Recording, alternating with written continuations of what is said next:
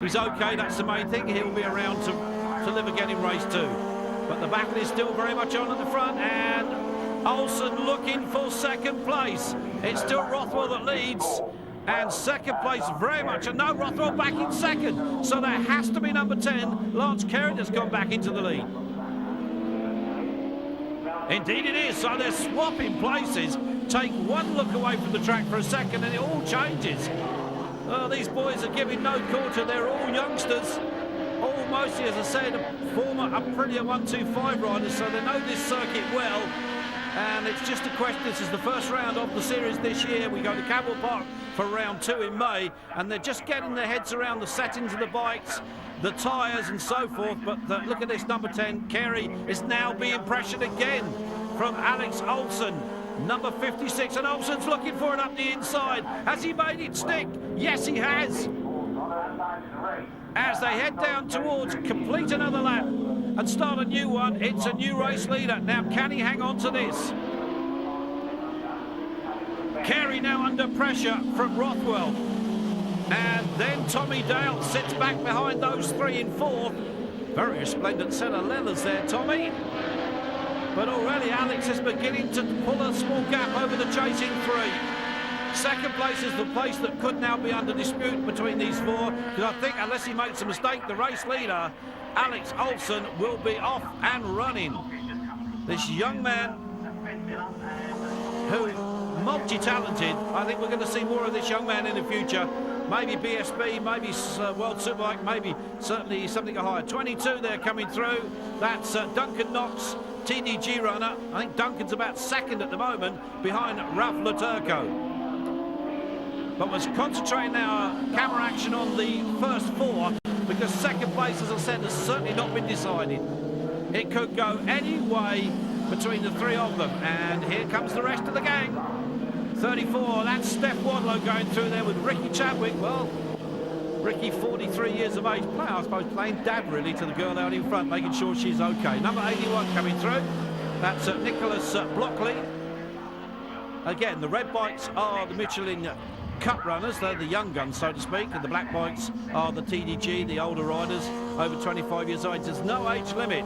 You can come racing with 60 years of age, it doesn't matter, as long as you've got the relative licences. Another good scrap going on here, and there is Steph Wadlow, Floss as they call her, and she's being hounded now by Emmett O'Grady, number 40, so these boys have got to swallow a bitter pill here when they get beaten by a young lady. I can't actually remember how old Steph is, but I'm not going to tell you anyway, because it's not really a thing a gentleman does, is it? But she's very young, to say the least. So these first 4 now beginning to separate just a little bit as we get the laps counted off. It's all about now, I think, 3rd place. We're looking at Lance Carey there, I think, in 3rd. And I'm just looking back behind him. That looks like Tommy Dale there, still behind him. Yeah, it is, 74. We should put a bigger 7 on that bike, Tommy. On the front anyway. It looks like a 1 from this distance. And look at this. Well, Alex Olsen has just disappeared into the sunshine. It's a lovely day here at Brands Hatch. It's beautifully prepared and manicured circuit under, of course, the control of Jonathan Palmer from MSV. And Jonathan, since his arrival at the racing scene, now controlling 4 of the major circuits in the UK, has done a superb job of tidying up the circuits and making them very customer friendly, as we say. But it's number 9 then. It's Reese Rothwell on that GhostBikes.com sponsored machine that is in 2nd place, trying to chase down the race leader, but I don't think it's going to catch him. Alex Olsen way out in front. It's all about 3rd and 4th. And the number 10 bike of Lance Carey hangs on to that 3rd place, still being chased by Tommy Dale in 4th. There is Steph Wadlow, Floss making her way around, putting some great moves over the guys out there. The Signal-sponsored racing young lady, the only girl racing in this series. Be nice to see some more. 9, Reese Rothwell. Well, I think Reese is now stamped his authority on that 2nd place. There is Ralph Laturco with Curtis Rothwell, brother to Reese Rothwell. So Curtis not having such a good time as his brother, but certainly looking pretty good. There's the race leader, passing a slower rider, who of course in the black is the TDJ Cup. There's the number 8 machine there again of Curtis Rothwell with the top runner in the TDG Cup, and that, of course, is that very fluorescent man himself, Ralph Lotturco. Brazilian, comes from Sao Paulo, over here with his family for the young son, and very much a fan of Valentino Rossi, as you can tell by the colour scheme. Good job he's not a fan of Ayrton Senna. 71. That's Alistair Hayes, TDG Cup runner, and he's running, I think, about... he could be running second at the moment. There's Ralph Lotturco. He's actually leading the TDG Cup series. That's the over 25s, and Ralph at 33 years of age, as I said before. Last lap flag is out. Here comes Alex Olsen to take that last lap, and well, it's all about that young man today.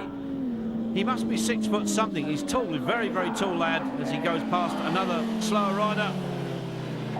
It doesn't really matter. He's got this one pretty well sewn up. He could almost stop for a rest.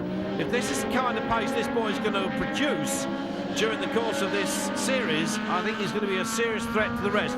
But I have to say, one or two of the other lads have sort of struggled to get their bikes set up at the late stage, but they will have them set up surely for the next round at Cadwell Park. Those Nitron shocks back and front just need a little bit of feckling, just a little bit of adjustment to get it right, but the checkered flag waits.